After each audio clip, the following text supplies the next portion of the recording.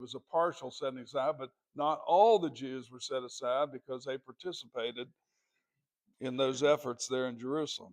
And then I talked about the book of remembrance from Malachi chapter 3, verse 16, which corresponds to tears in a bottle out of Psalm 56, verse 8, where God remembers his remnant. He remembers everything. He remembers you. He remembers me.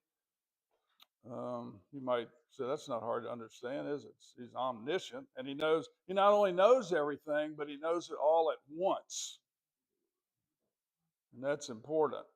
So nothing ever catches God off guard. For example, some would say, well, because the Jews behaved the way they did, then God said, well, maybe we'll try something else. Well, we'll graft the Gentiles in. Well, no, that was all in his plan, because originally he was going to use them to reach the Gentiles, right? And that never happened. So he cut a new channel. You remember that discussion? He cut a new channel through the church. And then I talked about the church age, which is also can be called a remnant, because we certainly are a remnant of God's people. A lot of folks out here are not, they're not born again. They're not born again. So they're not in that group. We are the election of grace. We talked about that.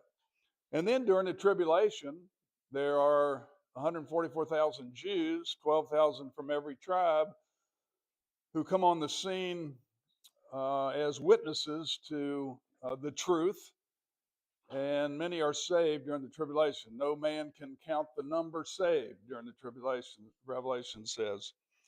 And then there are two witnesses, which I didn't talk much about at all. I think I may mention them. There's a toss-up as to who those guys are, but it's probably Moses and Elijah. They fit because the miracles that are performed there in Revelation during the tribulation are reminiscent of what Elijah and Moses both did when they were living. So most commentators say that's who the two witnesses are. It doesn't matter who it is, folks.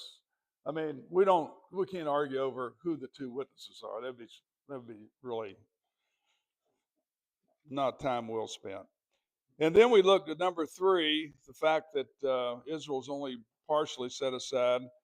Scripture cites the fact that the promises of God to the Jewish people and the curses